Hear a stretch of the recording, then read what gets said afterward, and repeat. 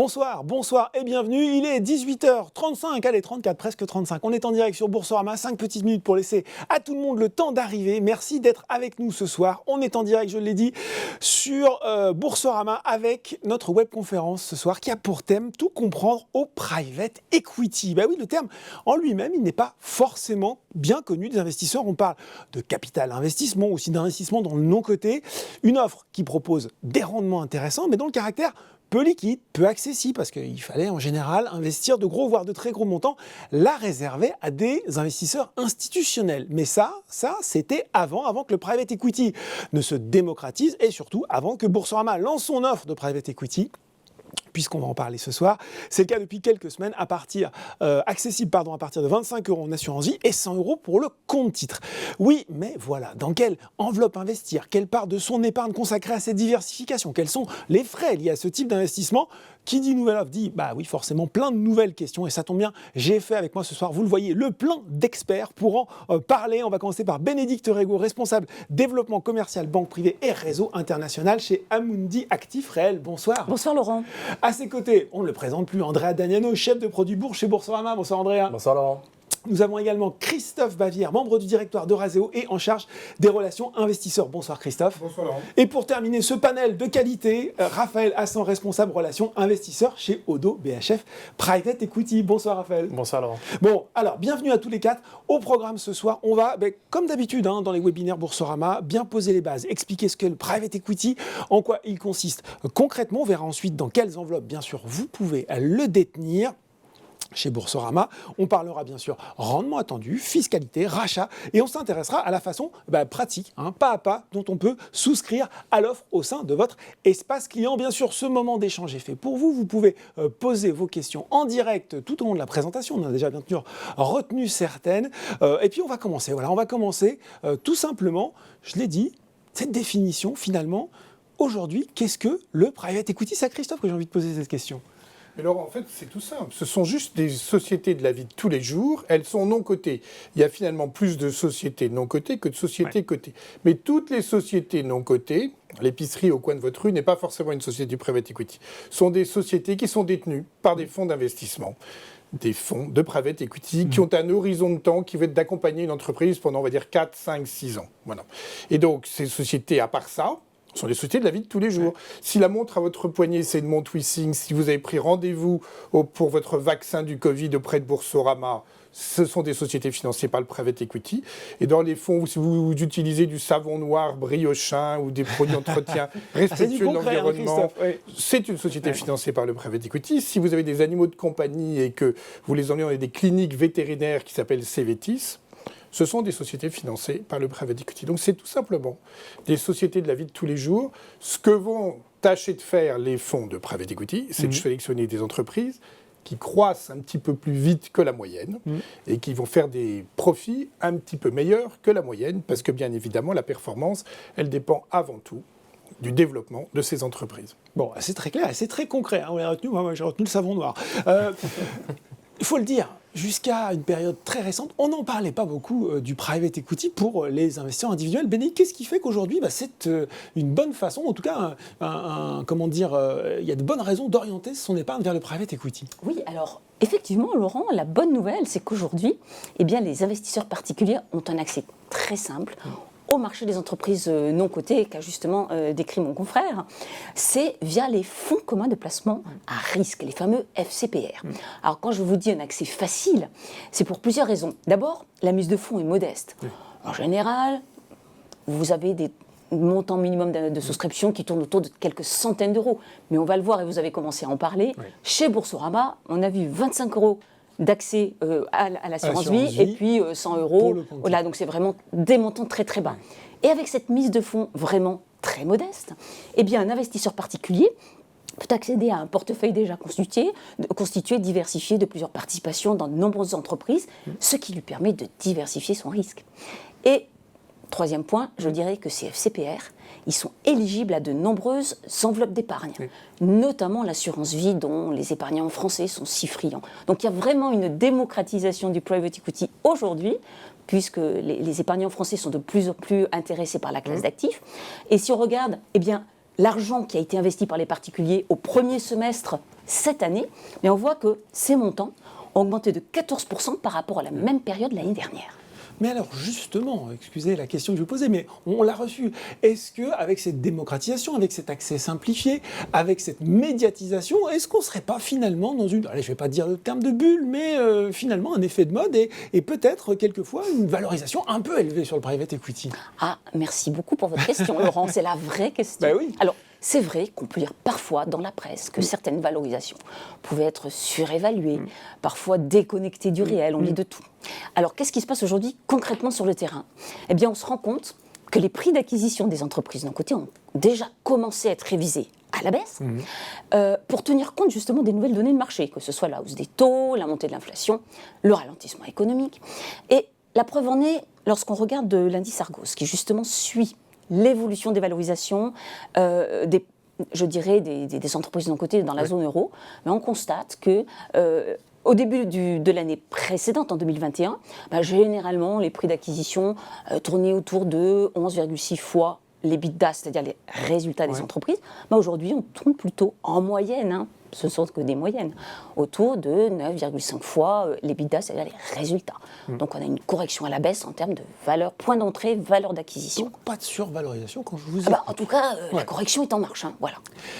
Je le disais aussi, on l'a rendu plus accessible, le private equity. Comment on s'y est pris? Vous l'avez déjà un petit peu évoqué avec les FCPR, mais effectivement, pour peut-être les plus anciens qui nous regardent, on avait en mémoire quelque chose d'illiquide, quelque chose sur lequel il fallait un ticket d'entrée énorme, ce qui le réservait aux investisseurs institutionnels. Comment on a réussi à déconstruire cette mécanique pour le proposer maintenant à vous et moi finalement? Via le FCPR, c'est ce que nous disions, les fonds communs de placement à risque, qui sont éligibles dans pratiquement toutes les enveloppes, on va le voir, qui proposent des montants minimums d'investissement, qui sont très facilement accessibles, en offrant de la diversification du risque aux épargnants particuliers, justement. Alors là, je retiens ce que vous avez dit, je retiens ce qu'a dit Christophe. On finance des sociétés innovantes, parfois dans le non-coté. On est en décembre, et là, je me dis, tiens, on parle de FCPR, mais il y a aussi les FCPI, Fonds communs de placement dans l'innovation. Raphaël, c'est quoi la différence entre ces produits? On pourrait tenter de penser que c'est peut-être la même chose, non? Alors, je pense qu'il faut distinguer aussi des produits éligibles pour certaines enveloppes.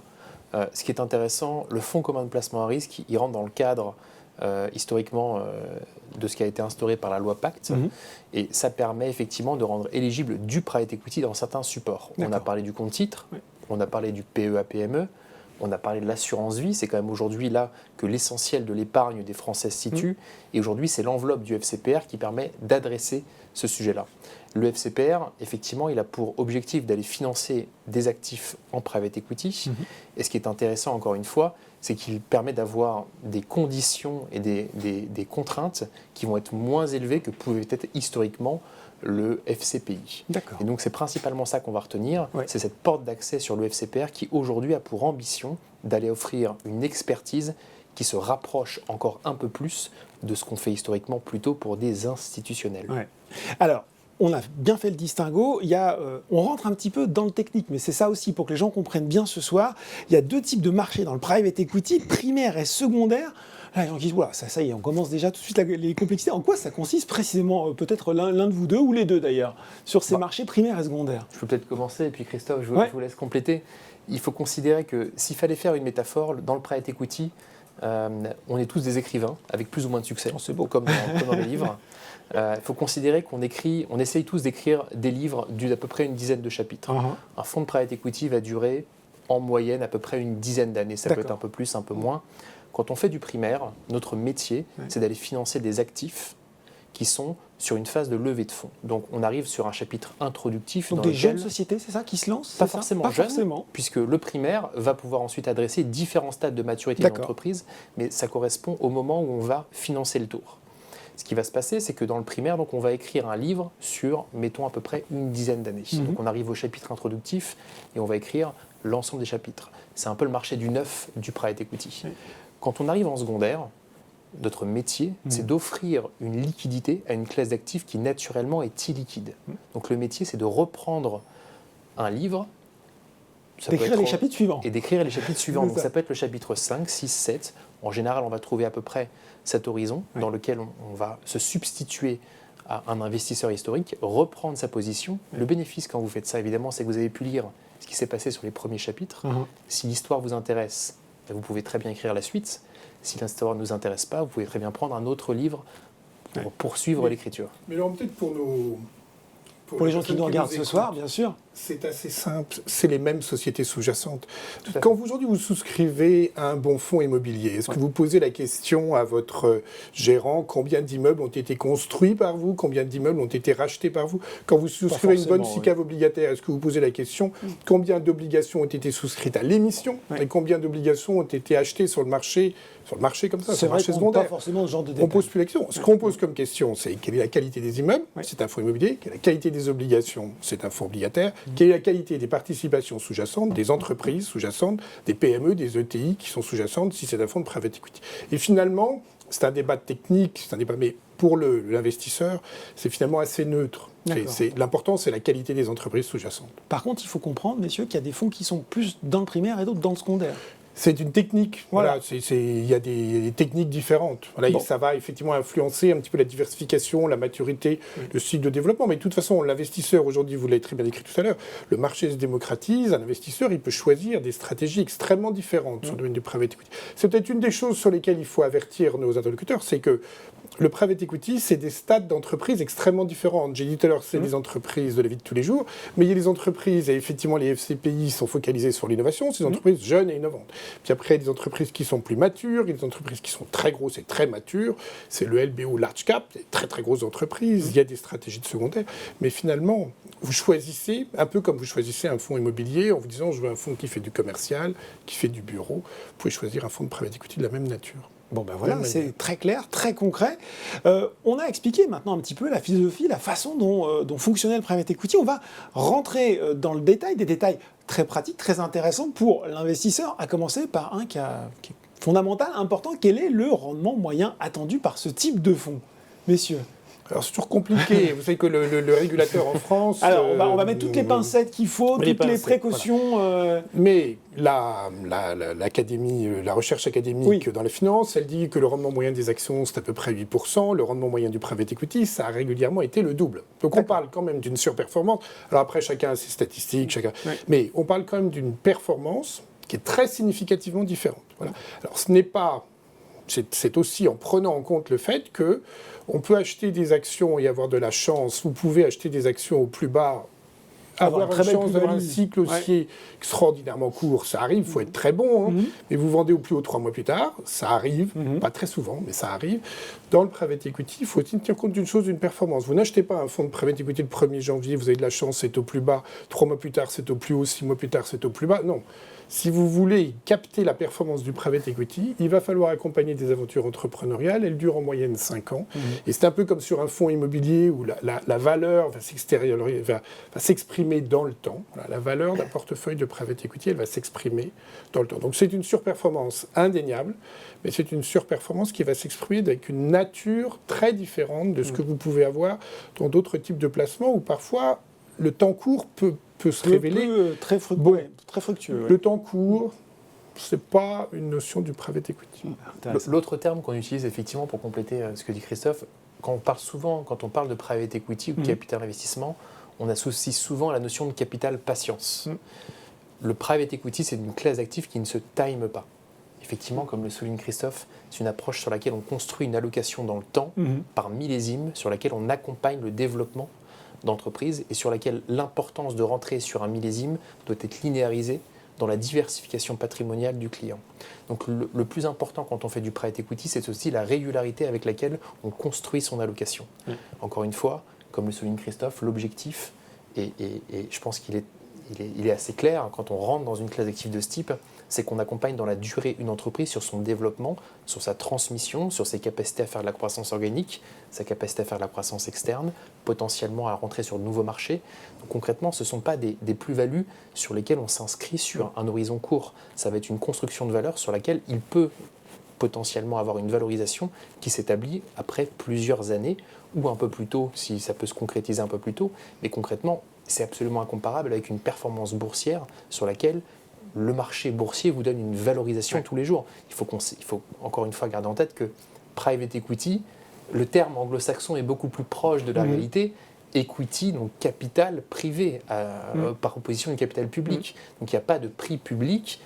Quand vous investissez demain dans la société que va monter votre oncle, 2 semaines plus tard, vous êtes incapable de me dire si ça vaut 10% de plus ou 10% de moins. C'est plus compliqué, c'est assez illusoire, ça va dépendre de beaucoup de choses et très souvent, vous approchez d'une valeur de cession dans un process sur lequel soit vous avez un comparable dans lequel vous avez une bonne indication de ce que peut valoir votre société, et très souvent ça va mettre un petit peu de temps à le définir, soit vous êtes dans un processus de cession qui est bien enclenché, sur lequel vous avez une visibilité potentielle sur la valeur de sortie de vos actifs. Donc ce sont effectivement des choses qui prennent beaucoup de temps. Ouais, on retient capital, patience, et ça c'est peut-être un concept à bien garder quand on parle des horizons de placement.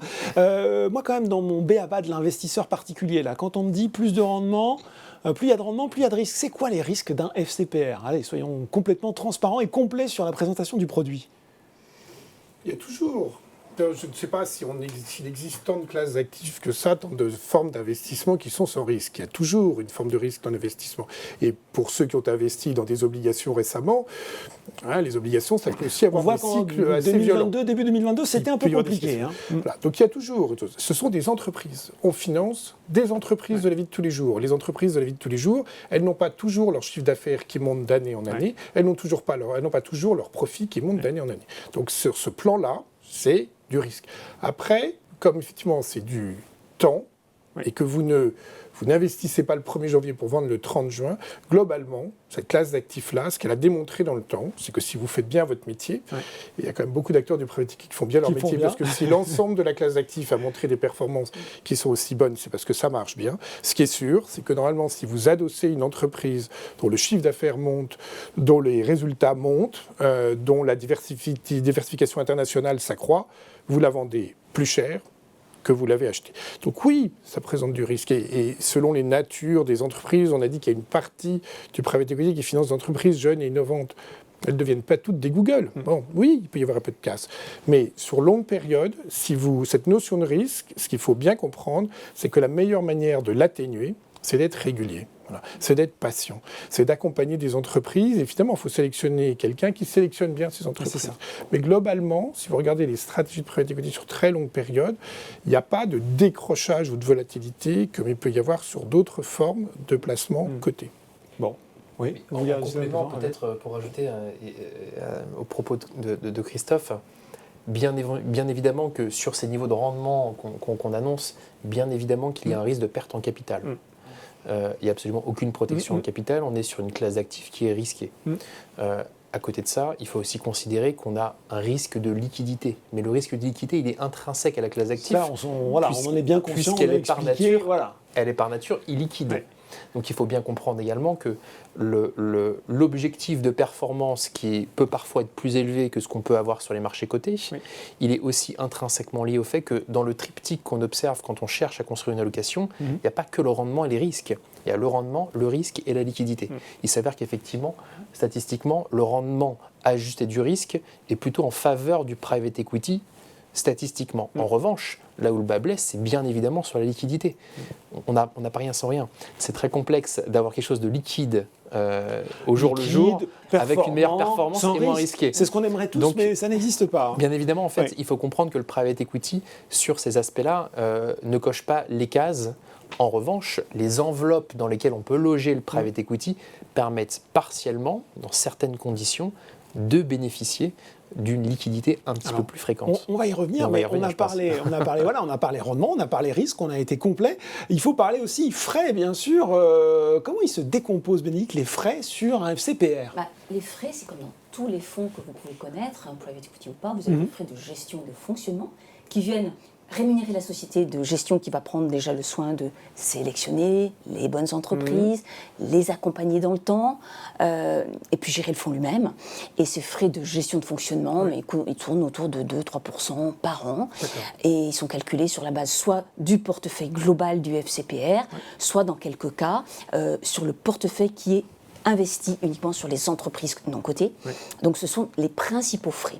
Puis alors, à côté, vous avez ce que dans notre affreux jargon, on appelle les carried interest. Alors là, c'est tout simplement un mécanisme qui permet d'égaliser les intérêts, d'aligner les intérêts entre, d'une part, les gérants et d'autre part, les investisseurs.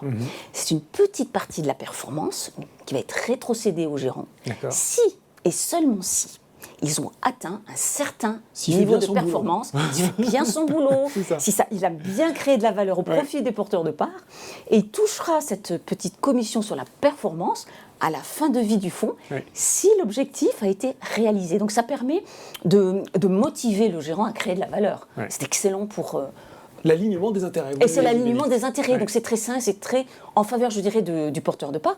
Et puis enfin, vous pouvez trouver des droits d'entrée dans les FCPR. Mais la bonne nouvelle, je crois, vous allez nous en parler, c'est que chez Boursorama, c'est tous les FCPR avec 0 droit d'entrée. C'est bien ça. On a une slide. Et ça, c'est merveilleux. On aime bien la ressortir à chaque webinaire. On touche du doigt quelque chose qui est très important, effectivement, l'alignement d'intérêts. C'est quelque chose qui est très propre à la classe d'actifs, qui l'a toujours été.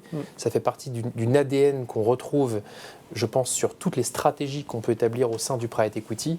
Il faut comprendre que c'est une classe d'actifs dans laquelle ce sont les gérants de portefeuille qui mettent leur argent personnel au travail et qui le rendent donc dans des conditions de blocage qui sont identiques à celles des clients, voire parfois plus contraignantes, voire tous dans le même bateau. Voire dans certaines situations, ils sont remboursés uniquement si les clients sont eux-mêmes remboursés. Ah oui.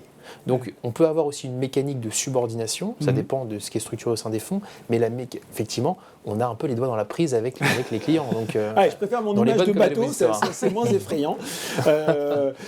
Question, donc on a parlé justement de la liquidité et on a eu beaucoup de questions. Est-ce qu'il est malgré tout possible de faire des rachats en cours de vie du produit ?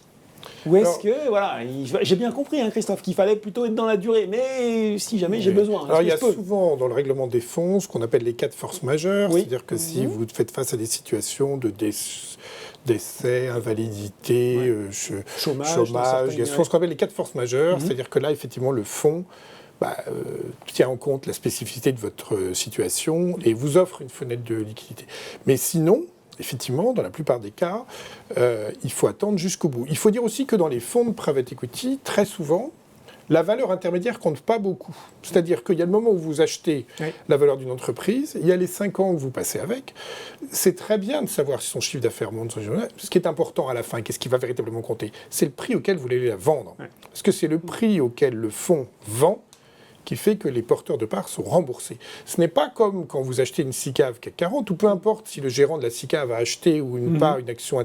Ce qui est important, c'est vous, est-ce que vous avez acheté la valeur de la SICAV à tel moment, est-ce que vous l'avez vendue à tel moment. Là, dans un fonds de private equity, ce qui va véritablement créer votre performance, c'est d'attendre le moment, le vrai rendez-vous avec la valeur, c'est le moment où la participation elle est cédée et c'est le moment où le fonds vous rembourse. Donc c'est quand même ça qui constitue le gros de la création de valeur. C'est pour ça qu'on parle de patrimoine, de capital patience, c'est-à-dire que le vrai moment où vous savez si l'entreprise, le témoin, le rendez-vous a bien performé ou pas. C'est bien le rendez-vous de vérité, c'est le moment de vérité, c'est bien si l'entreprise est cédée beaucoup plus cher ou pas que ce que vous l'aviez acheté initialement. Donc c'est effectivement, il y a cette notion qu'effectivement en dehors des cas de force majeure, il peut y avoir des mécanismes dans certains fonds, mais qui sont un peu coûteux, On comprend que c'est pas vraiment prévu pour. C'est pas véritablement prévu pour. Mais encore une fois, c'est pas si différent que si demain vous achetez un studio pour vos vieux jours, si vous le vendez 3 mois après, même 2 ans après, la probabilité que vous ayez fait une plus-value mirifique sur un marché de l'immobilier, il faut être un génie. Ça arrive d'avoir de la chance. C'est pas statistiquement, vous ne pouvez pas parier là-dessus. Voilà. Et donc en fait, c'est surtout cette classe d'actifs. Mais ce que je vous dis là peut paraître effrayant, mais quand vous regardez le comportement des épargnants français, et vous en êtes un bon observateur, combien d'entre nous font entre le 1er janvier et le 31 décembre, des tas d'arbitrages avec notre épargne. On n'est pas tant que ça. D'abord, combien d'entre nous le font avec succès ? Pas tant que ça. Donc, si on peut se permettre d'être patient, on est sûr d'avoir, c'est jusqu'ici statistiquement, une bonne probabilité de son côté. On a une bonne probabilité de capter une performance de son épargne en accompagnant des entreprises qui courent un tout petit peu plus vite que la moyenne, qui font plus de croissance que la moyenne, qui ont une particularité qui intéressera un futur acheteur plus fort que la moyenne, et on génère de la surperformance. Mais effectivement, il y a cette chose sur laquelle on ne peut pas tricher, c'est quand même une classe d'actifs qui ne se prête pas au court terme. Bon. On l'a dit, ce qui est intéressant aussi pour les FCPR, c'est, et on l'a évoqué, voilà, on a tourné autour du pot, on va maintenant traiter le sujet, il peut prendre place au sein de différentes enveloppes. Quelles sont-elles, ces enveloppes, Bénédicte? Laurent, d'abord, le chouchou des Français, c'est quand même l'assurance vie. Allez, ça, c'est plus de merveilleux. 800 milliards d'euros d'actifs. Voilà. Donc, un FCPR, vous pouvez déjà le souscrire dans le cadre de l'assurance vie. Bon. Déjà, chez Boursorama, vous êtes bien informé de ce fait. Vous pouvez également le souscrire dans peut-être la future enveloppe à succès, qui est le plan d'épargne retraite, tout à fait éligible, bien entendu dans le compte titre, et enfin dans le PEA-PME. Voilà. On voit quand même que les possibilités sont nombreuses. Mais oui, quand je vous disais qu'il est facilement accessible, alors, là vous le facilement accessible, et là je me dis, bon, c'est super, et je me tourne vers Raphaël, je me dis, mais alors finalement, dans quel cas je vais avoir envie de le mettre dans l'enveloppe qui va bien? C'est-à-dire, quel est finalement l'avantage de ces différentes enveloppes? Dans quelle situation je vais peut-être privilégier l'une plus que l'autre? Alors je pense qu'aujourd'hui, effectivement, sur l'étagère, chez Boursorama, il y a vraiment 3 enveloppes à distinguer qui sont actives, opérationnelles, je pense, sur les véhicules qui sont référencés. De ce qui est possible. Et sur ces 3 enveloppes, donc, le compte titre, c'est l'enveloppe la plus classique sur laquelle, par définition, on va rentrer dans le véhicule, on investit dans le véhicule, sur le ticket d'entrée que vous avez mentionné, qui est relativement accessible, effectivement, sur lequel on va porter l'ensemble de la durée de vie du fonds, sans possibilité de rachat, sauf conditions particulières prévues dans certains fonds, mais a priori, pour revenir sur la question précédente, les rachats sont bloqués. Ça ne veut pas dire qu'il ne peut pas y avoir de distribution. Donc ce serait un peu des formes de coupons ou dividendes qui pourraient revenir. En revanche, les sommes initiales restent bloquées sur la durée de vie du fonds. Ça, c'est l'enveloppe plus classique sur le compte titre. Et ensuite, fonction de si les véhicules sont des FCPR fiscaux ou non fiscaux, on va parler de ça. Mais je pense que c'est une question un peu différente. Effectivement, les options de sortie seront un peu différentes. On va dire que sur un format standard non fiscal, c'est la flat tax qui va s'appliquer sur la plus-value, à savoir 30% en France aujourd'hui. Ça ne veut pas dire que demain ce sera encore le cas. Aujourd'hui, du moins, c'est la flat tax qui s'applique dans le cas des fonds fiscaux qui remplissent d'autres conditions, qui ont d'autres contraintes d'investissement, mais qui peuvent rentrer dans ce cadre-là, toujours au sein du compte titre. Auquel cas, il y a uniquement les prélèvements sociaux, donc CSG, CRD, aujourd'hui c'est 17,2 en France, donc c'est effectivement un peu moins chargé, ça ne concerne pas forcément toutes les enveloppes. Donc ça c'est pour le compte titre. Dans la deuxième verticale qui est le PEA-PME, a priori, les FCPR référencés chez Boursorama sont éligibles dans cette enveloppe. Le bénéfice de l'enveloppe PEA-PME, c'est de bénéficier du régime fiscal de l'enveloppe PEA-PME. Attention, ça ne veut pas dire qu'on intègre de la liquidité. On reste dans les mêmes contraintes. Ça ne change pas les caractéristiques. Ça ne change rien aux caractéristiques. En revanche, on bénéficie de l'enveloppe fiscale qui est permise par le PEA-PME, puisque ces FCPR, en l'occurrence ceux qui sont gérés par les maisons que nous représentons, sont éligibles de plein droit. La troisième enveloppe, effectivement, c'est la part du lion, comme vous le soulignez, et à raison, en toute objectivité, c'est l'assurance vie française. Alors l'assurance vie française, elle a une contrainte qui est imposée. Le fameux couteau suisse, c'est le cliché, mais en même temps, c'est vrai, parce qu'on se rend compte qu'on arrive à rentrer un nombre d'actifs incroyable. Elle a une contrainte qui est quand même assez forte et assez contre-intuitive avec le private equity, c'est que l'assurance vie française est censée avoir une liquidité tous les 15 jours. Et là, vous comprenez qu'on a cherché à faire rentrer des ronds du private equity qui n'étaient pas liquides dans des carrés. Alors, vous savez que des ronds, ça ne devient jamais vraiment des carrés, donc on a fait des hexagones. On a essayé de faire des hexagones. Très imagé ce soir, Raphaël. On essaye. Et ces hexagones marchent plutôt bien, puisque la contrepartie, effectivement, pour honorer cette liquidité, ce sont des conditions précises dans lesquelles les assureurs, qui eux permettent en réalité de porter les rachats, c'est pas techniquement les fonds qui honorent les rachats, ce sont les assureurs qui viennent se substituer pour fournir la liquidité aux assurés au cas où ils veulent faire des arbitrages ou des rachats. Et ça, encore une fois, il faut se rapprocher des conditions qui sont prévues par l'assureur, par le contrat d'assurance vie et par l'avenant du contrat d'assurance vie pour s'assurer des possibilités dans lesquelles l'assureur peut fournir une liquidité. Mais effectivement, ça permet d'aller cocher une case qui a priori n'était pas historiquement disponible pour la classe d'actifs.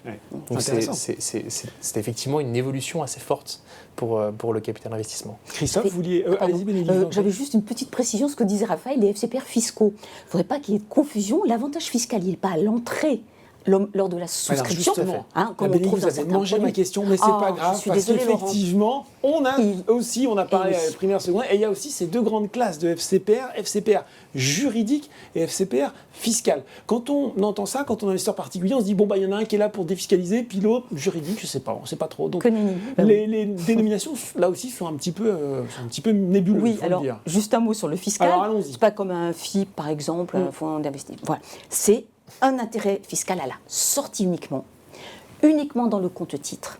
Parce que quand vous allez dans une autre enveloppe, on se loge dans le contexte fiscal de l'enveloppe, la dite enveloppe, On l'a dit. assurance vie ou autre. Et cet avantage fiscal est assorti de petites contraintes, parmi lesquelles je citerai juste l'obligation de détention au moins pendant 5 ans des D'accord. parts. Ouais. Ça, c'est du côté de l'investisseur.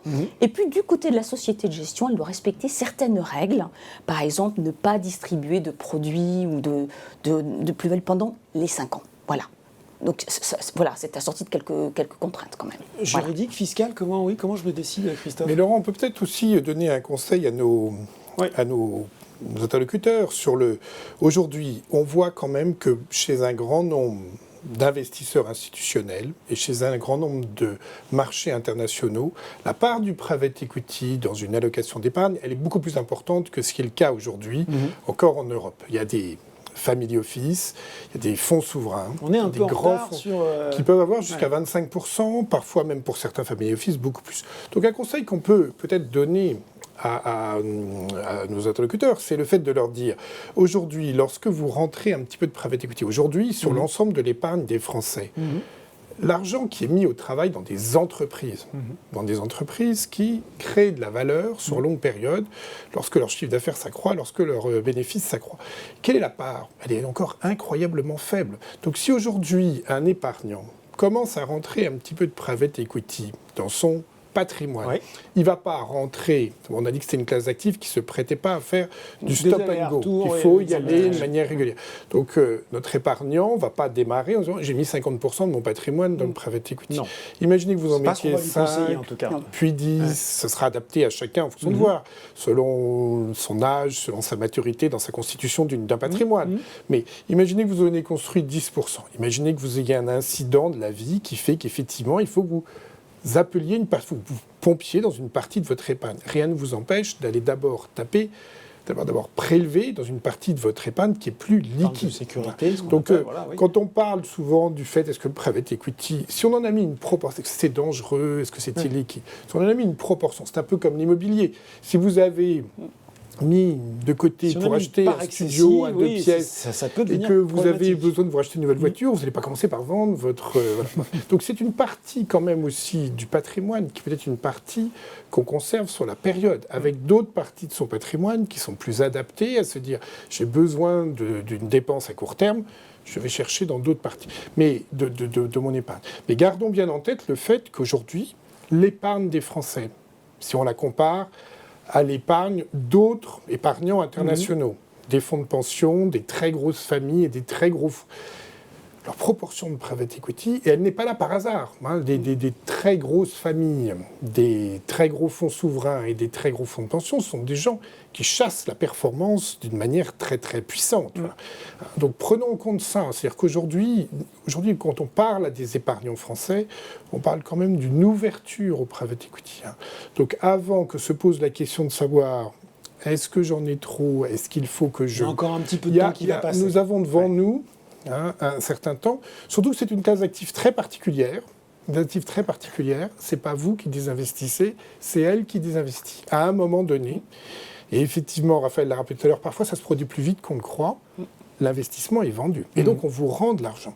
Donc, je vous dis, si vous souscrivez une SICAV CAC 40 et que vous ne donnez pas d'ordre de vente, vous en êtes propriétaire pendant 10, 20, 30, 40, 50 ans. Si vous faites un investissement dans un fonds de private equity, il va vous rendre de l'argent. Vite, s'il est bon. Un peu moins vite, s'il est un peu plus moyen. Mais il va vous rendre de l'argent. Donc ce n'est pas non plus... C'est quelque chose qui est très particulier dans le comportement d'une épargne. Si vous achetez un 2 pièces pour vos vieux jours, tant que vous ne donnez pas l'ordre de le vendre... Vous y tenez, il est dans votre patrimoine. Vous passez du studio à 2 pièces.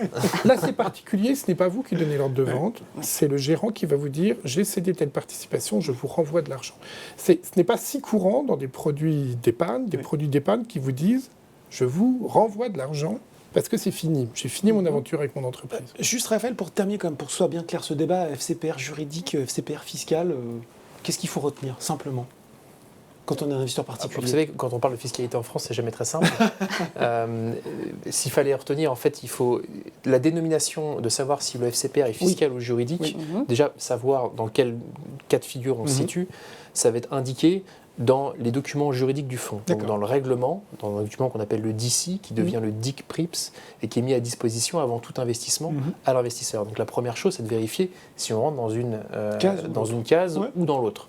Et c'est généralement visible en préambule, en tout premier, quand on regarde le règlement. Alors, ce n'est pas forcément des choses qui sont très simples à lire, puisque c'est des documents qui sont juridiques. Mais il faut y passer un petit peu de temps quand même. Mais c'est important évidemment de toujours savoir ce dans quoi on va mettre de l'argent, encore une fois on le rappelle, sur a priori une durée, une période de blocage qui est relativement longue. Mais ce qu'il faut retenir, c'est que ce qui est important, c'est que la notion de savoir si on va rentrer sur FCPR fiscal, comme on le disait déjà, qu'il y a une période à la sortie de blocage de 5 ans, sur lequel il n'y aura pas de distribution. Donc on ne pourra pas avoir de retour, quel qu'il soit, quand bien même le gérant serait merveilleux et rendrait 100% de la performance en une année, malgré tout, il ne pourrait pas le rendre à ses investisseurs. Il devrait le conserver dans le fonds pendant une période de 5 ans. C'est un point super important, bien avoir en tête. C'est une contrainte. Tout à fait. Donc vous n'avez pas rien sans rien. On vous a sorti...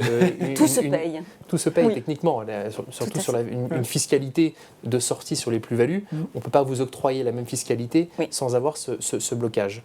Ça, c'est le premier point. Le deuxième point, c'est que si on cherche à aller adresser une enveloppe qui n'est ni du compte-titre, qui n'est pas du compte-titre, parce que vous l'avez compris, quand on rentre dans le PEA-PME, quoi qu'il arrive, c'est la fiscalité du PEA-PME qui va l'englober. Donc que le produit soit fiscal ou non, ça ne change rien. La fiscalité sera celle du PEA-PME. C'est celle de l'enveloppe qui va... C'est celle de l'enveloppe qui l'emporte. Et c'est pareil pour l'assurance vie. Donc le client qui se dit « je veux plutôt allouer mon allocation en private equity au travers d'une enveloppe PEA-PME ou assurance vie », en réalité, il n'a même pas à se poser la question, puisque la fiscalité sera exactement la même dans les deux situations, à savoir que c'est la fiscalité soit de l'assurance vie qui s'appliquera, soit du PEA-PME. Il y a uniquement dans le cadre où on veut investir, dans le cadre d'un compte-titre, où là, il faut se poser la question. Bon, c'est très clair. Vous avez vu, Andrea, comme je vous ai mâché le travail, d'habitude, c'est vous qui vous tapez la fiscalité. Et là, Raphaël, Christophe et Bénédicte ont fait quasiment tout le boulot. Ça me manque presque. Vous voulez faire un point sur la fiscale ou on passe direct sur le Boursorama? Peut-être qu'on y reviendra très brièvement. Voilà, alors, on va maintenant expliquer, puisque on a vraiment bien expliqué ce point fiscal, et je pense que c'était important, pardon. Tout à fait. On va parler de l'offre Boursorama, forcément. Exactement. Et quand on parle de l'offre Boursorama, on parle toujours un petit peu, il faut le dire, aussi, de Boursomarket. Du Boursomarket. Bon, j'espère que maintenant, nos interlocuteurs ont un peu l'habitude. On en parle souvent. Alors, je le rappelle quand même brièvement pour tout le monde, le Boursomarket, c'est quoi? C'est un service qu'on a mis à disposition de tous nos clients. Première slide à l'écran, la grande slide classique du... Voilà, merci beaucoup à la régie. Voilà, donc c'est un service qu'on a mis à disposition de tous nos clients et qui permet d'investir sur un certain nombre de produits sans aucun frais d'entrée, sans aucun frais de courtage. Donc brièvement, on avait fait les ETF en gestion passive, les fonds actifs SICAV, FCP, on avait rajouté les FIB FCPI, on en a parlé un peu tout à l'heure, on avait rajouté le crowdfunding immobilier et qu'est-ce qu'on vient de rajouter? Donc les FCPR qui se souscrivent sans aucun droit d'entrée chez Boursorama. Ça c'est bien. Donc voilà, c'est ce qu'on voulait faire. Je rappelle quand même que cette offre, elle est sans condition. C'est bon, c'est affiché, c'est parfait. Ça s'affiche, c'est parfait. Elle est sans condition, sans engagement. On ne demande pas au client de souscrire pour un montant X ou Y pour bénéficier de cette exonération entre guillemets de courtage ou de droit d'entrée dans le cas des fonds. Pas de petite ligne, ça c'est pratique. Donc sans condition, sans engagement aussi, sans engagement, sans frais cachés. Donc c'est complètement transparent. Bon, voilà pour l'offre Boursomarket. Maintenant, ça y est, je suis convaincu, là j'ai tous les experts qui m'ont bien expliqué comment ça fonctionnait, comment je vais retrouver cette offre sur le portail Boursorama. Alors, si vous voulez la chercher sur le portail, elle est dans la rubrique OPCVM qui doit s'afficher à l'écran, je pense. Alors là, on a pris un petit peu d'avance, si on pouvait venir juste sur celle d'avant. Voilà, c'est parfait, super. Parfait. Donc vous allez dans la rubrique OPCVM depuis le portail d'info Boursorama et vous avez une section qui s'appelle Private Equity, FCPR. Jusque-là, donc jusque-là, tout est simple. Qu'est-ce que vous allez y retrouver dans cette section? Eh bien, le détail de l'offre qui est proposée par Boursorama. D'accord. C'est-à-dire, déjà, on vous explique ce que c'est. Même si on vient d'en parler ce soir, on vous réexplique un petit peu ce qu'est le FCPR, avec du contenu qui vous permet de mieux l'aborder, de prendre du temps pour se remémorer tout ce qu'on vient de se dire ce soir, la fiscalité, pourquoi est-ce que c'est un produit intéressant. Vous avez même un petit motion qui est en bas à droite, là, qui s'appelle le FCPR en 2 minutes, Ah bah c'est bien ça. qui va vous donner un peu toutes les Les informations grandes qu'on s'est dit ce soir, Mhm. en 2 minutes, très simplement. Donc c'est un petit récapitulatif de ce que c'est que le FCPR, le Private Equity, et pourquoi c'est intéressant pour un investisseur particulier de se lancer dans l'aventure. Bien sûr. Donc là, vous avez des informations qui vous permettent donc, de mieux appréhender, de mieux comprendre. Et ensuite, vous avez donc l'offre qui est mise à disposition des clients sur la partie bourse, donc en compte titre et en PEA-PME. Mhm. Donc le produit de Amundi, de Odo et de Raseo, où là tout ce qu'on s'est dit, tout à l'heure sur le montant minimum pour investir, est-ce que le Les FCPR frais, est fiscal ou pas, voilà. justement. Mm. Tout ça, ça vous est récapitulé donc dans cet écran, Mhm. avec le niveau des frais également, effectivement. Et ensuite, on vous offrira la possibilité, donc vous avez des petits boutons en bas roses, qui vous permettent d'en apprendre un petit peu plus sur chacun de ces 3 produits. Là, par exemple... Andrea, juste, est-ce que oui. c'est un fonds auquel je souscris n'importe quand dans l'année, quand je le veux? Alors, il y a des périodes. Là, on le met normalement aussi dans l'écran précédent. Voilà. Oui. Par exemple, pour le Amundi Fleuron des Territoires par à prime, on vous dit Ah, bien que c'est c'est jusqu'en jusqu'en décembre 2022. Donc là, c'est Voilà. maintenant. en Il y a une gros, petite hein. notion de timing quand même à avoir en tête, effectivement. c'est maintenant. Voilà, c'est maintenant. Mais en tout cas, vous avez les dates pour chacun D'accord. des produits. Donc, si vous avez un doute, voilà, toute l'information. Non mais juste est- bien est garder en donnée. tête que, puisque on a souvent pris l'exemple, on a souvent comparé une SICAV aujourd'hui, Tout à fait. qu'on achète un petit peu comme ça. Là, c'est un petit peu différent. Il y a quand même Il y a des une notion périodes de à timing, connaître, à voilà. respecter. Tout à fait. Très bien. Donc ensuite, si vous cliquez sur chacun des boutons roses que vous avez en bas, eh bien, on vous réexplique. Ah bah voilà, on retrouve Bénédicte en vidéo qui nous explique Voilà, on Fleuron voit des Bénédicte tout Territoires. Encore elle. Encore elle. Vous avez donc l'objectif un petit peu très succinct du produit, une vidéo qui vous expliquera effectivement plus en détail avec Oui. Bénédicte en quoi consiste le fonds. Et également, on en parlait tout à l'heure avec Raphaël aussi, toute la documentation, le DC, le règlement, la brochure commerciale, qu'on invite bien sûr tous les investisseurs potentiels à lire avant de se lancer. Et Raphaël le disait, c'est important. juridique, c'est quelquefois un petit peu lourd, un petit peu compliqué, mais en même temps, il y a aussi une masse d'informations incroyable qui permet vraiment de savoir dans quoi on s'engage et de ne pas avoir de mauvaises surprises, sinon on est allé un petit peu trop vite. Quand vous faites une acquisition immobilière, Bah oui. souvent avant une promesse de vente, vous Ouais. lisez le projet de compromis Et du plutôt notaire. très bien. Et plutôt à 2 fois. Et souvent, vous le faites relire par votre compagne ou votre compagnon. Exact. Donc bon, là, il faut considérer que c'est un peu la même chose. Voilà. Et vous avez la brochure qui est un document un peu plus commercial, un peu plus accessible, qui vous donne aussi toutes les informations dont vous avez besoin, en tout cas, pour investir. Donc évidemment, on a la même chose pour chacun de nos partenaires. D'accord. Donc à chaque fois, une vidéo explicative sur le fonds, la documentation donc réglementaire et commerciale. Donc pour Odo, on a exactement le même concept. Et également pour le produit Euraseo. Donc là, normalement, vous avez tout ce qu'il vous faut pour investir, pour choisir celui qui vous convient le mieux. Alors je le rappelle, là, on est dans une optique d'investissement dans le compte titre ou le PEA-PME. On va voir pour l'assurance vie. Trouver, mais oui, comment je fais pour mon assurance vie? Alors pour l'assurance vie, en fait, c'est assez simple. Alors si vous ouvrez une assurance vie, Oui. voilà, vous avez été convaincu ce soir, vous n'avez pas encore d'assurance vie, vous l'ouvrez chez C'est le Boursorama. moment ou jamais. Eh bien, au moment de votre parcours de souscription, Oui. en gestion libre, bien Donc sûr, en gestion puisque libre, en gestion important, libre, je Andrea. précise, Oui. on va vous demander de choisir les fonds dans lesquels vous voulez investir D'accord. à l'entrée. Et vous avez donc là une section que je vous ai entourée en rose également, qui s'appelle donc Private Equity. D'accord. Donc, si ça vous intéresse, vous sélectionnez ce filtre, et vous aurez donc bien les 3 produits dont je vous ai parlé tout à l'heure qui apparaissent, donc, dans lesquels vous pouvez répartir vos investissements à la souscription. Et c'est la même chose si votre contrat est déjà ouvert en gestion libre. Et bien, au moment de vos versements ou de vos arbitrages, vous pourrez de la même manière, avec le même petit moteur, accéder au filtre Private Equity et arbitrer ou verser sur un des 3 fonds, ou sur les 2, ou sur 3. Ou sur 3. Vous pouvez aussi diversifier par le nombre également, on l'a vu. C'est un outil vraiment fabuleux de diversification. Comme il investit sur un panel de sociétés, c'est à diversifier à l'intérieur du fonds, et vous pouvez même diversifier entre les différents fonds qui sont proposés. Bon, c'est très clair. C'est le moment où je crois qu'on tente de lancer une vidéo, c'est ça? On va Pour essayer. expliquer. Alors, il y a 2 vidéos sur les 2 parcours, c'est ça? C'est ça. Alors, je vais vous montrer depuis un espace client. Alors on va attendre un petit on peu sent que ça qu'en se régie, on est en lance. train de se dire, mince, ils nous demandent de lancer la vidéo, ça va bien se passer. J'aurais besoin du retour pour vous guider en même temps. Alors, qu'est-ce qui se Voilà, passe? on est dans l'espace client Ah ben Boursorama. voilà, c'est super. Et ça marche. Ça, c'est votre espace client. Vous allez dans Mes services. Vous retrouvez donc le Bourso Markets dont je vous ai parlé. Oui. Dans ce Bourso Markets, on va retrouver dans toutes les classes d'actifs qui sont accessibles à 0 € de grâce à courtage de cette droit offre. d'entrée. Ouais, bien sûr. J'en ai parlé tout à l'heure, les produits de bourse, les ETF, les Ouais. OPCVM, le crowdfunding, les FIP, les FCPI et bien sûr le private equity. Pas qui a fait oublier son de faire entrée. défiler la barre pour retrouver Exactement. Private Equity.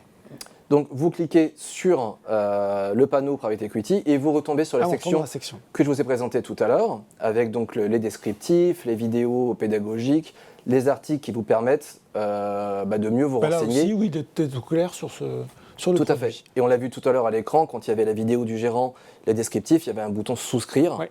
Et donc là, depuis cet écran, vous pourrez donc effectivement accéder au parcours de souscription, qu'on va peut-être pouvoir voir juste après. C'est la deuxième vidéo. Là, je suis dans un parcours de ça marche souscription, aussi. donc on vous demande de valider vos données personnelles, des Ouais. choses assez standards.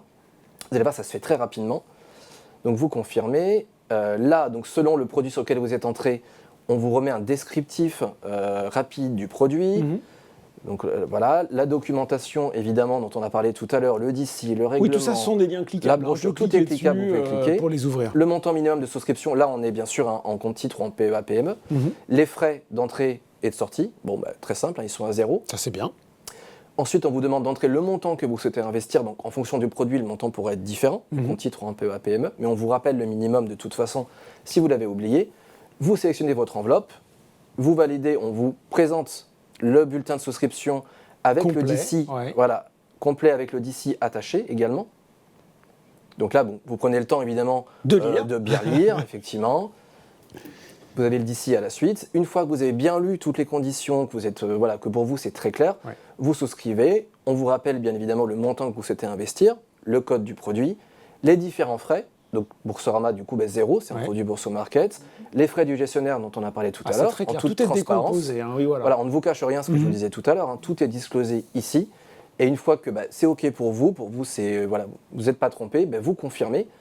Vous reconnaissez quand même avoir bien pris connaissance du bien DC. tout lu, On ouais. préfère que vous ayez bien lu et que vous le refassiez une dernière fois On l'a avant de on l'a souscrire. bien dit ce soir, en tout cas. Une petite mention lue et approuvée, et c'est terminé. Donc vous voyez, alors avec le temps supplémentaire pour bien lire la documentation, ça se fait en quelques minutes à peine.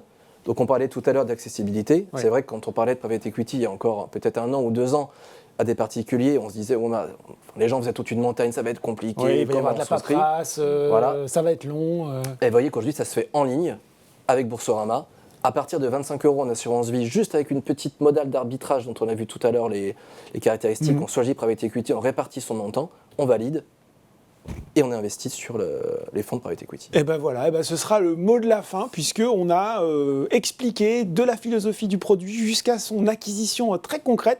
Merci à nos experts d'avoir été avec nous ce soir pour tout nous expliquer. J'espère que ça a été très clair pour vous. On se retrouve très bientôt, en tout cas pour un prochain webinaire. Et si vous n'avez pas pu tout voir, pas d'inquiétude, le replay sera d'ici quelques jours en ligne sur Boursorama. Merci beaucoup, très bonne soirée et à très bientôt. Merci à tous. Merci. Merci. Voilà.